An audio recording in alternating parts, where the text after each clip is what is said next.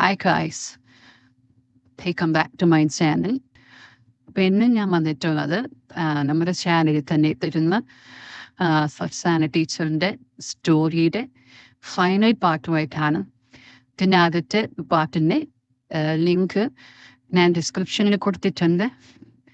2 പാർട്ടുണ്ട്. അത് രണ്ടും കേട്ടിട്ട് വേണം നിങ്ങൾ ഈ പാട്ട് കേൾക്കാനായിട്ട്. അപ്പം നമുക്ക് തുടങ്ങാം. സമയം മെല്ലെ മെല്ലെ നീങ്ങിപ്പോയിക്കൊണ്ടേയിരുന്നു. ആ രാത്രി പ്രഭാതത്തിലേക്ക് വഴിമാറി. ഫർസാന ഷ്യാമിന്റെ തോളിൽ തലയിൽ ചുരമ്പുകയായിരുന്നു. പെട്ടെന്ന് ഫർസാനയുടെ ഫോൺ റിങ് ചെയ്യാനായി തുടങ്ങി. ആദ്യം കുറെ ബെല്ലുകൾ അടിച്ചിട്ടും അവൾ അറിഞ്ഞില്ല. എന്നാൽ ഉറക്കത്തിന്റെ ആഴം നഷ്ടമായി തുടങ്ങിയപ്പോൾ അവൾ മെല്ലെ തിരിഞ്ഞ് ഫോണിലെടുത്ത് സ്ക്രീൻ നോക്കി. ഫൈസലിക്ക. അവൾ പെട്ടെന്ന് സ്ഥലവാദബോധം തിരിച്ചു പിടിച്ച് നിവർന്നിരുന്നു. ഹലോ. ഹലോ, ഗുഡ് മോർണിംഗ് മോളെ. മോർണിംഗ് ഇക്ക. നീ എഴുന്നേറ്റതേ ഉള്ളോ? അതെ ഇക്ക. ഞാനാണെങ്കിൽ എഴുന്നേറ്റ് കുളിച്ച് റെഡിയായി ബ്രേക്ക്ഫാസ്റ്റ് കഴിച്ചു കഴിഞ്ഞു. എന്തു പറ്റി എൻ്റെ ഫർസുവിന്? ഇത്രയും നേരം ഉറങ്ങുന്നതല്ലല്ലോ. എങ്ങനെ പറയും, ഇന്നലെ സ്റ്റുഡൻറ്റിൻ്റെ കൂടെ ആയിരുന്നു എന്ന്. ഫർസാന. നല്ല തണുപ്പ്, അതുകൊണ്ട് കുറച്ചു നേരം കൂടെ കിടന്നുറങ്ങി. അത് കുഴപ്പമില്ല, മോള് പയ്യെ എഴുന്നേറ്റാ മതി. എന്നാൽ ഞാൻ എഴുന്നേക്കട്ടെ? എന്തു പറ്റി മോള് ഒരു ഉഷാറില്ലാതെ? ഒന്നുമില്ല, ഉറക്കത്തിൽ നിന്ന് എഴുന്നേറ്റ് വന്നതായതുകൊണ്ടാ. ശരി, എന്നാ മോള് എഴുന്നേക്ക്. പിന്നെ ഇനി എന്താ പരിപാടി? ശ്യാം അവളെ നോക്കി ഫോൺ സ്പീക്കർ ഇടാൻ ആവശ്യപ്പെട്ടു.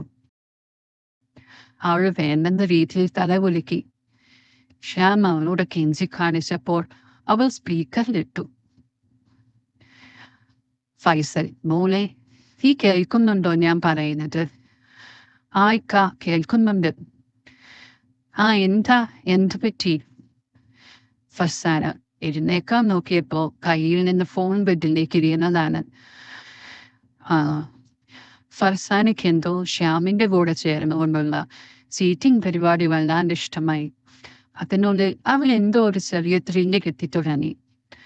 അന്യപുരുഷന്റെ മാറി തലവെച്ചുകൊണ്ട് ഭർത്താവിനെ ഫോൺ ചെയ്ത് വിളിക്കുന്നതിൽ ഒരു ലഹരി അവൾക്ക് തോന്നി. അത് തന്നെയായിരുന്നു ശ്യാമിനും വേണ്ടത്.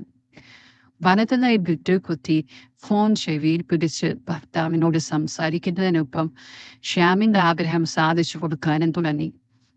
ഫർസാന കെട്ടിയോനോട് സംസാരിക്കുമ്പോൾ ശ്യാം അവളുടെ കെട്ടിയോൻ അവളുടെ കഴുത്തിൽ കെട്ടിയ താലി കയ്യിൽ ചുറ്റി ആട്ടിക്കളിക്കുകയാണ്. ഇതൊക്കെ കണ്ട് ഫർസാനയ്ക്ക് ചിരിയും വരുന്നുണ്ട്. ശ്യാം മെല്ലെ അവളുടെ നെറ്റിയുടെ ഉമ്മ കൊടുത്തു. ഇതേ സമയം താൻ സ്നേഹിച്ചുകൊണ്ടിരിക്കുന്ന തൻ്റെ ഭാര്യ തന്നെ ചതിക്കുകയാണെന്ന് അറിയാതെ അവളോട് സംസാരിച്ചുകൊണ്ടിരിക്കുകയാണ് ഫൈസൽ. ഫർസാന ഫൈസലിനോട് പല്ല് തേച്ച് വരാമെന്ന് പറഞ്ഞ് കോള് കട്ട് ചെയ്തു. ശ്യാമിനെ നോക്കി കണ്ണിറുക്കി കാണിച്ചു. ഗൾഫിലെ റൂമിലിരുന്ന് കെട്ടിയോളുമായി ഫോൺ സംസാരിക്കുമ്പോൾ ഫൈസലിന്റെ കൂടെയും ഒരാളുണ്ട്. കൂടെ ജോലി ചെയ്യുന്ന നിമ്മി എന്ന ചരക്കൻ. അവൾ തോളിൽ കയറ്റുമെന്നാണ് ഫൈസൽ ഫർസുവുമായി സംസാരിക്കുന്നത്. ഇവർ ഫർസാന ശ്യാമായി ചെയ്യുന്നത് പോലൊക്കെ ഫൈസൽ നിമ്മിയായും ചെയ്യുന്നുണ്ട്. ഫോൺ കട്ടാക്കി കഴിഞ്ഞ് നിമ്മി ഫൈസലിനോട്, കൊച്ചുവള്ള ബീവിയെ തേച്ചുവല്ലേ? ഫൈസൽ ഒരു കള്ളച്ചിരിച്ചു നിമ്മിയുമായി കട്ടിലേക്ക് ചെരിഞ്ഞു. ഇതേ സമയം ശ്യാം ഫർസാനയോട്, കള്ളി കെട്ടിയോനെ നൈസായിട്ട് തേച്ചുവല്ലേ? എനിക്ക് അങ്ങനെ ചെയ്യണോ എന്നൊന്നും ഇല്ലായിരുന്നു. നീയല്ലേ എന്നെ കൊണ്ട് ചെയ്യിച്ചത്. ഓഹോ, ഇപ്പൊ കുറ്റെന്റെ മാത്രമായില്ലേ? ഫർസാന മുഖത്തൊരു ചെറിയ ആറ്റിറ്റ്യൂഡ് ഇട്ട് ശ്യാമിനോട് ചോദിച്ചു. അതെ, എന്തേ? ഒന്നുമില്ലെന്റെ മഹാറാണി, ഞാൻ ചുമ്മാ പറഞ്ഞതാണേ. അങ്ങനെയാണേ കൊള്ളാം. അല്ലെങ്കിലോ മോൻ കുറെ പാടുപെടും. അവൾ നേരെ ബാത്റൂമിൽ കയറി ഒന്ന് കുളിച്ച് തിരിച്ചു വന്നപ്പോ സിജി ബെഡിലിരിക്കുന്നു. കഴിഞ്ഞവനാ പരിപാടി? ഫർസാന മൂളി. സിജി, എന്നാ റെഡിയാവ്, എന്നെ തിരിച്ചു പോകണം, അത്യാവശ്യമാണ്. ഇരുവരും സിജിയുടെ വീട്ടിലേക്ക് തിരിച്ചു. വീട്ടിലെത്തിയ സിജിയും ഫർസാനയും TV കണ്ടുകൊണ്ടിരിക്കെ ഫർസാന സിജിയോട് ചോദിച്ചു, ചേച്ചി എങ്ങനെ ഇതിൽപ്പെട്ടു? അതൊരു കഥയാണ് പറയാൻ. സിജി തുടർന്നു. ഒരു വർഷം മുമ്പ് ഞാൻ നമ്മുടെ കോളേജിന് പിന്നിലെ ലാബിൽ നിന്ന് വരുന്ന സമയം ശ്യാമ വഴി വന്നു. പെട്ടെന്നായിരുന്നു ശക്തമായൊരു മഴ വന്നത്. ലാബിനും കോളേജിനും ഇടയിലുള്ള പ്രദേശം കാടാണെന്ന് നിനക്കറിയാലോ. മഴയിൽ നിന്ന് രക്ഷപ്പെടാൻ ഞങ്ങൾ തൊട്ടടുത്തുള്ള ആ പഴയ ബിൽഡിങ്ങിൽ കയറി. സമയം 4 മണിയായിട്ടുണ്ടാകും. സാരി മൊത്തം നനഞ്ഞ് കാല് വരെ ഒട്ടിപ്പിടിക്കുക. എനിക്ക് നടക്കാൻ പോലും പറ്റുന്നുണ്ടായിരുന്നില്ല. ശ്യാമും ആകെ നനഞ്ഞിരുന്നു. ശ്യാം ചോദിച്ചു, മിസ്സേ, ആകെ നനഞ്ഞല്ലോ, മഴ കുറയുമെന്ന് തോന്നുന്നില്ല. സിജി അതെ എന്ന് പറഞ്ഞ് തന്റെ സാരി തലപ്പ് പിരിഞ്ഞ ശേഷം ശ്യാമിന്റെ തല തോർത്തി. ഇതിനിടയിൽ മഴയിൽ നനഞ്ഞ സിജിയുടെ സൗന്ദര്യം ശ്യാമിനെ മത്തപ്പിടിപ്പിച്ചു. ശ്യാം ഒരു ധൈര്യത്തിൽ മെല്ലെ സിജിയുടെ തോളിൽ പിടിച്ച് ഭിത്തിയിലേക്ക് ചേർത്ത് പിടിച്ചു. ശ്യാം, നീ എന്തായി കാണിക്കുന്നത്? ഒന്നടന്ന് മിസ്സേ എന്ന് പറഞ്ഞ് ശ്യാം എന്നെ കെട്ടിപ്പിടിച്ചു. ശ്യാം, വിട്, ഇത് തെറ്റാണ്. സിജി പറഞ്ഞു തീർന്നതും സിജി പ്രതീക്ഷിക്കാത്ത ഒന്നായിരുന്നു പിന്നീട് അവിടെ നടന്നത്. ഏറെ നാളായി ഭർത്താവിന്റെ സാമീപ്യം ഇല്ലാതിരുന്ന സിജി അവന് ശ്യാമിന്റെ ആവുകയായിരുന്നു. പിന്നെ ഒരു സൺഡേ ശ്യാം എന്നെ വിളിച്ചൊന്ന് കൂടണമെന്നും ഞാൻ പറ്റില്ല എന്ന് പറഞ്ഞപ്പോ അവൻ എന്നെ ബ്ലാക്ക്മെയിൽ ചെയ്തു. വേറെ വഴിയില്ലാതെ ഞാൻ അവൻ പറഞ്ഞിടത്തെത്തി. അവിടെ ഒരു കാറിൽ നിഖില ശ്യാമം എത്തി. ഞാൻ കാറിൽ കയറി. കാറിൽ നമ്മൾ പോയ വീട്ടിലേക്കാണ് പോയത്. ആദ്യം ഞാൻ ശ്യാമിന്റെ ട്രാപ്പിൽ പെട്ടതാണെങ്കിലും പിന്നീട് കുറച്ചു കാലം കഴിഞ്ഞ് ഇവരുടെ 2 പേരുടെയും ആവുകയായിരുന്നു. അല്ലാതെ വേറെ വഴിയില്ലായിരുന്നു. പിന്നീട് ഞാൻ ഇതൊക്കെ ഇഷ്ടപ്പെട്ടു തുടങ്ങി. ശരിക്കും ഞാൻ ശ്യാമന് അടിമനായി മാറി എന്നുള്ളതായിരുന്നു സത്യം. അതിനൊരു കാരണം ഒന്നിനും കൊള്ളാത്ത എന്റെ കെട്ടിയോനാണ്. കെട്ടിയോൻ എന്റെ തലയിലായി പോയതാണ് അങ്ങേര്. അങ്ങനെ ഞങ്ങൾ ഭാര്യാഭർത്താക്കന്മാരെ പോലെ രഹസ്യമായി ജീവിച്ചു. ഇതിനിടയിൽ എന്റെ ജോണിച്ചനെത്തി. എന്തെല്ലാമോ കാട്ടിക്കൂട്ടി തിരിച്ചുപോയി. 1 മാസം കഴിഞ്ഞ് ഞാൻ പ്രഗ്നന്റായി. എന്റെ നിയമോളെ പ്രസവിച്ചു. രഹസ്യമായി DNA ടെസ്റ്റ് ബാംഗ്ലൂരിൽ നടത്തി. എന്റെ ലിയയുടെ യഥാർത്ഥ അച്ഛൻ ശ്യാമാണ് എന്ന് സ്ഥിരീകരിച്ചു. ഇതിനിടയിൽ ജോണിച്ചനെ അനാശാസ്യത്തിന് ഗൾഫ് പോലീസ് പിടിച്ചു. അതും പറഞ്ഞ് ഞാൻ ഡിവോഴ്സ് വാങ്ങി. ഞാനും ശ്യാമും റിലേഷൻ മുന്നോട്ട് കൊണ്ടുപോകുമ്പോഴാണ് നീ ഇവിടെ ജോലിക്ക് വന്നതും താമസ സ്ഥലം ശരിയാകാതെ നിന്നെ ഞാൻ ഇവിടെ കൊണ്ടുവന്നതും. പിന്നീടാണ് നീ ഞങ്ങളുടെ റിലേഷൻ പിരികൂടിയാലോ എന്ന ഭയത്തിൽ നീ വീട്ടിൽ പോയ ദിവസം ഞാനും ശ്യാമും നിന്റെ റൂമിന്റെ സ്പെയർ കീ ഉപയോഗിച്ച് തുറന്ന് ബാത്റൂമിൽ കയറി സ്വിച്ച് ബോർഡിലെ പ്ലഗ് പോയിന്റ് മാറ്റി പകരം ബ്ലൂടൂത്ത് കണക്ടിവിറ്റിയുള്ള ഒരു സ്പൈക്കാൻ പ്ലഗ് പോയിന്റ് ഘടിപ്പിച്ചു. അതിനെ എന്റെ ഈ പ്രൈവറ്റ് ഫോണുമായി കണക്ട് ചെയ്തു. നീ വീട്ടിൽ നിന്ന് മടങ്ങിയെത്തിയ ദിവസം മുതൽ ക്യാമറ റെക്കോർഡിംഗ് ആരംഭിച്ചു. അവരെ അനുസരിക്കാതെ എനിക്ക് വേറെ വഴിയില്ല ഫർസു. എല്ലാം അവരുടെ കയ്യിൽ ഭദ്രമായി ഉണ്ട്. അപ്പോഴാണ് നിന്നെ നിഖിലിന് നോട്ടമുണ്ടെന്ന് ശ്യാം പറഞ്ഞത്. പിന്നെ നിന്നെ ട്രാപ്പ് ചെയ്യാൻ അവർ തീരുമാനിച്ചു. അങ്ങനെയാണ് അന്ന് രാത്രി നിഖിൽ ഇവിടെ എന്നെ കാണാമെന്നതും നീ പിടിച്ചതും അന്ന് നമ്മൾ തമ്മിൽ തർക്കമുണ്ടായതും ഞാൻ നിന്റെ ഫോണിലെ ആ ദൃശ്യങ്ങൾ നിന്നെ കാണിച്ചതും നീ അവരുടെ ആഗ്രഹങ്ങളിലേക്ക് എത്തിയതും. ഫർസാന, ചേച്ചി, ഇത് ലൈഫ് ലോങ് നിൽക്കുമെന്ന് തോന്നുന്നുണ്ടോ? അവൻ വേറെ വിവാഹം കഴിക്കില്ലേ? സിജി, ഇത് തുടരും. അവൻ വിവാഹം കഴിച്ച പിന്നെ നമ്മുടെ ശില്പവാര്യറാണ്. രജിസ്റ്റർ മാരേജ് ആയിരുന്നു. നീ പുറത്ത് പറയരുത്. അവൾ ഹാപ്പിയാണ്. പിന്നെ നീ ബഹളം വെക്കരുത്. നിഖിൽ നിന്റെ സിസ്റ്റർ നൗറിനെ രജിസ്റ്റർ മാരേജ് ചെയ്തതാണ്. അവൾക്കും ഈ കഥകളെല്ലാം അറിയാം. ഫർസാന ഞെട്ടിപ്പോയി. എന്ത്? സത്യം. ഇന്ന് നടന്നതും ഇന്ന് നടക്കാൻ പോകുന്നതും അവൾക്കറിയാം. ഫർസാന ചങ്ക് തളർന്നിരുന്നു. പക്ഷെ അവളെ തെറ്റിദ്ധരിപ്പിച്ചിരിക്കുന്നത് നീയും നിഖിലുമായല്ല ബന്ധം, ശ്യാമുമായി മാത്രമേ ബന്ധമുള്ളൂ എന്നാണ്. അവളുടെ കെട്ടിയോനാണല്ലോ എനിക്ക്. അവന് നിന്നെ നോട്ടമുണ്ടെന്ന് പറഞ്ഞാൽ അത് അവൾക്ക് സഹിക്കാനാകില്ല. എനിക്കെന്തോ ഇതൊക്കെ ഇപ്പൊ നിന്നോട് പറയണമെന്ന് തോന്നി. സിറ്റിയും ഫർസാനയും സംസാരിച്ചിരിക്കെ കോളിന്റെ ശബ്ദമുയർന്നു. സിജി വാതിൽ തുറന്നു. ഹായ് നൗറിൻ. ഹായ് സിജി ചേച്ചി. ചേച്ചി എവിടെ എൻ്റെ പൊന്നാരയിത്ത? ദേ ഇരിക്കുന്നു. നൗറിൻ ഫർസാനക്കരികിലെത്തി. അവൾ ചോദിച്ചു, ഇത്ത എങ്ങനെയുണ്ട് ശ്യാമേട്ടൻ? നൗറിൻ ചോദിച്ചു തീർന്നതും നൗറിന്റെ കരണമടച്ച് ഫർസാനെ ഒന്ന് കൊടുത്തു. സിജി ഒന്ന് ഞെട്ടി. ഫർസാന, എങ്ങനെ തോന്നി നിനക്കത് എന്നോട് ചെയ്യാൻ? ഒരു ഉമ്മയുടെ ഗർഭപാത്രത്തിൽ പിറന്നതല്ലെങ്കിലും നീ എൻ അനിയത്തിയല്ലേ? അനിയത്തി എടി, എൻ്റെ ഉമ്മ, അതായത് നിന്റെ രണ്ടാനുമ്മയ്ക്കും നമ്മുടെ വാപ്പാക്കും എന്നും നീ കഴിഞ്ഞേ ഞാനുള്ളൂ. നിന്നെ സ്നേഹിച്ച പോലെ രണ്ടാളും എന്നെ സ്നേഹിച്ചിട്ടില്ല. കോടികളുടെ സ്വത്തിൽ ഭൂരിഭാഗവും നിനക്ക്, അവരുടെ സ്നേഹവും നിനക്ക്. നിന്നെ കല്യാണം കഴിഞ്ഞപ്പോൾ നീ എന്നെ ശല്യത്തെ ഇനി കാണണ്ടല്ലോ എന്ന് കരുതിയിരിക്കുമ്പോൾ നീ കെട്ടി ഇവിടെ എൻ്റെ കോളേജിൽ എൻ്റെ ടീച്ചറായി. ശല്യം മോനെ നൗറിനെ വിളിക്കരുതങ്ങനെ. നിന്നോടുള്ള പദം മനസ്സിൽ കൊണ്ട് നടക്കുമ്പോഴാണ് ശ്യാമേട്ടന് നിന്റെ മുകളിൽ ഒരു കണ്ണുള്ള തവഞ്ഞതും സിജി മിസ്സും ശ്യാമേട്ടനും തമ്മിലുള്ള റിലേഷൻ അറിയാവുന്ന ഞാൻ നിന്നെ എന്തായാലും ഇവരെടുക്കുമെന്ന് മനസ്സിലാക്കി. എനിക്ക് സന്തോഷമായി. വാപ്പായുടെയും ഉമ്മയുടെയും പൊന്നാര ഫർസു ഇന്ന് വെറും കറിവേപ്പില. നീ ശ്യാമേട്ടന്റെ കുഞ്ഞിനെ പ്രസവിക്കുന്നത് എനിക്ക് കാണണം. ഫർസാന നൗറിന്റെ ചെക്കിത്തിൽ ഒന്ന് കൊടുത്ത ശേഷം പറഞ്ഞു. നിന്റെ സ്വപ്നം നടക്കില്ല. ഞാൻ ഇവിടെ നിന്നും പോകുവാണ് നാട്ടിലേക്ക്. അവിടുന്ന് ഫൈസലിക്കായുടെ അടുത്തേക്ക്. നൗറിൻ, ഉപ്പ പറയുന്നത് സത്യമാണ്. ഇവൾക്ക് ബുദ്ധിയില്ല എന്ന് പറഞ്ഞ് തന്റെ മൊബൈൽ ഗാലറി ഫർസാനയ്ക്ക് നേർക്ക് തിരിച്ചു. മോളിതൊന്ന് നോക്ക്, നിന്റെ കാര്യങ്ങൾ ഇതിലുണ്ട്. ഇത് നീ വീട്ടിലെത്താൻ കുറഞ്ഞത് 6 മണിക്കൂർ. ഇത് ഉപ്പായുടെയും ഉമ്മയുടെയും നിന്റെ ഇക്കായുടെയും ഫോണിലെത്താൻ മാക്സിമം 2 മിനിറ്റ്. അതോടെ നീ തീർന്നു. സിജി ഇടപെട്ടു. Stop it Nourin.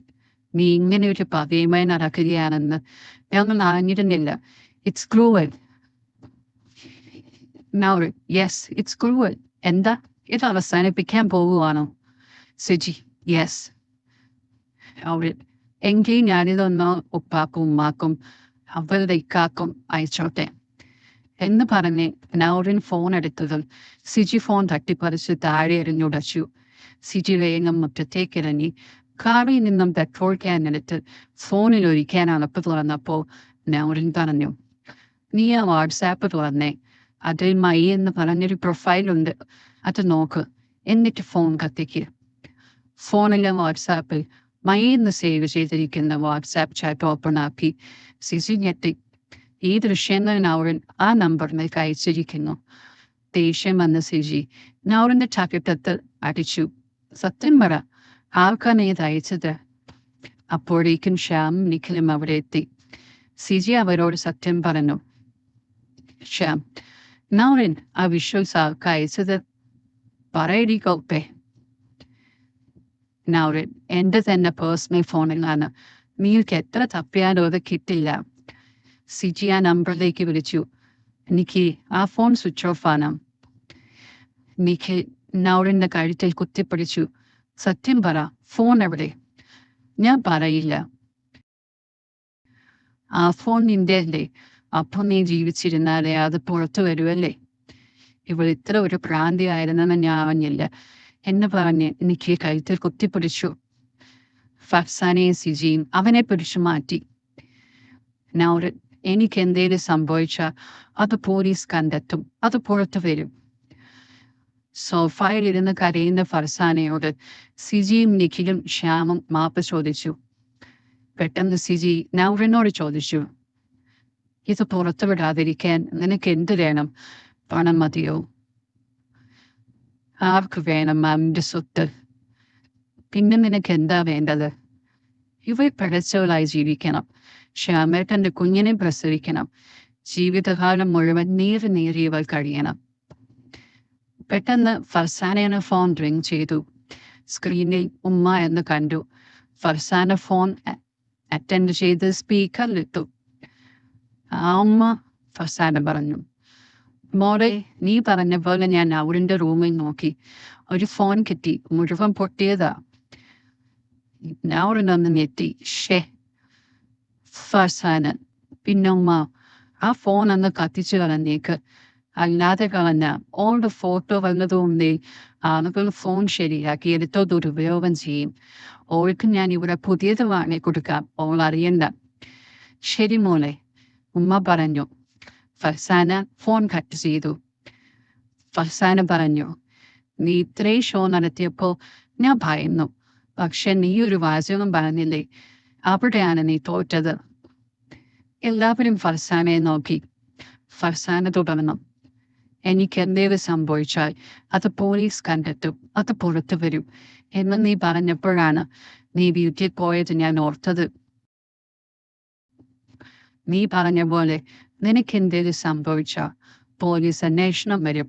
അപ്പോൾ നീ കഴിഞ്ഞ ദിവസം പെട്ടെന്ന് ഹോസ്റ്റലിൽ നിന്ന് വീട്ടിൽ പോയ കാര്യം പോലീസ് അറിയും. അവർ വീട്ടിൽ പരിശോധിക്കും. ആ ഫോൺ കിട്ടും. നിന്റെ ബുദ്ധി കൊള്ളാം. പെട്ടെന്ന് സിജി നൗറിന്റെ ഫോണുമായി പുറത്തിറങ്ങി ഫോൺ കത്തിച്ചു. തീർന്നു നിന്റെ കളി. ശ്യാമേ, നിങ്ങളുടെ എല്ലാ പ്രൈവറ്റ് ഫോൺ കൂടി ആ തീയിലിടും. സിജി ആവശ്യപ്പെട്ട പോലെ എല്ലാവരും ചെയ്തു. ഇതിവിടെ നിർത്തണം. നീ എല്ലാം മറക്കണം. ഫർസാന, നിർത്താനോ? ഇനിയാണ് എന്റെ കളി. സിജി, നിന്റെ കൈവശമുള്ള ഇവരുടെ വിവാഹ സർട്ടിഫിക്കറ്റ് ഒന്ന് കാണിച്ചേ. സിജി അലമാരയിൽ നിന്ന് അതെടുത്തു. ഫർസാന അതിന്റെ ചിത്രം തന്റെ ഫോണിലെടുത്തു. കൂടാതെ നിഖിലിന്റെ പേഴ്സണൽ ഫോണിലുള്ള നൗറിന്റെ ചില ചിത്രങ്ങളും വീഡിയോയും സെൻഡ് ചെയ്ത് വാങ്ങി.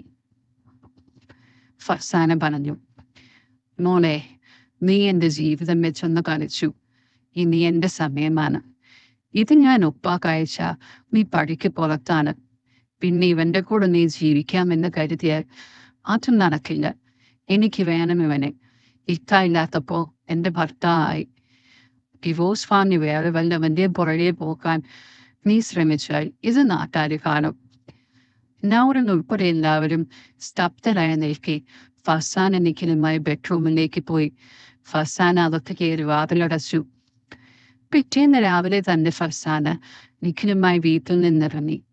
എന്താണ് നടക്കുന്നതെന്നറിയാതെ നൗറിനും മറ്റുള്ളവരും വണ്ടറടിച്ചിരുന്നു.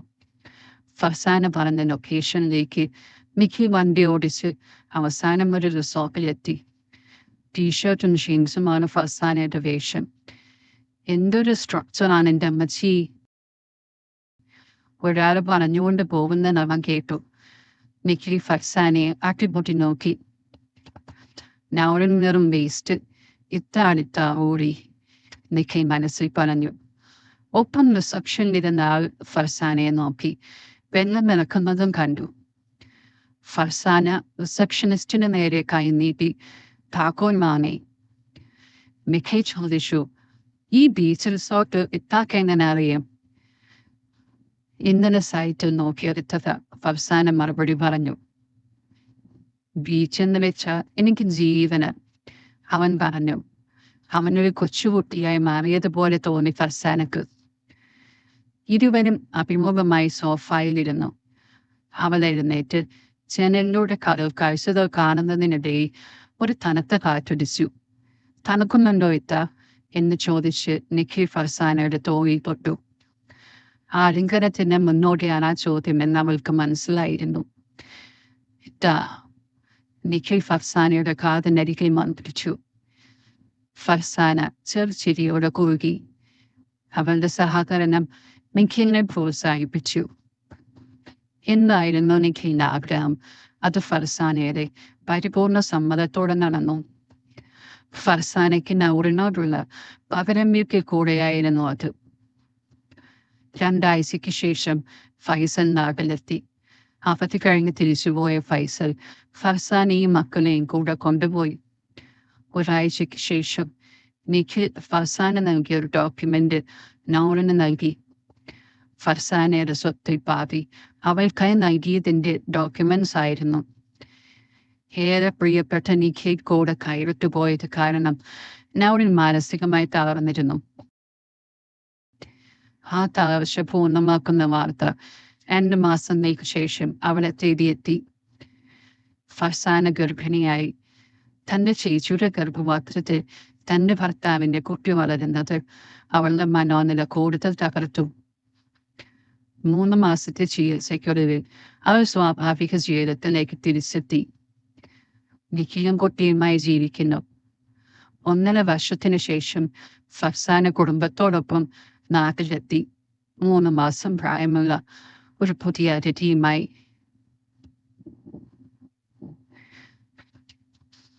ഈ സ്റ്റോറി ഇത് കഴിഞ്ഞു. അപ്പം ഈ സ്റ്റോറി നിങ്ങൾക്ക് ഇഷ്ടപ്പെട്ടെങ്കിൽ കമൻറ്റ് ചെയ്യണമെന്ന്, അതുപോലെ നമ്മുടെ ചാനൽ ഒന്ന് സബ്സ്ക്രൈബ് ചെയ്യണം. പുതിയ സ്റ്റോറീസൊക്കെ ആയിട്ട് ഉടനെ തന്നെ കാണാം.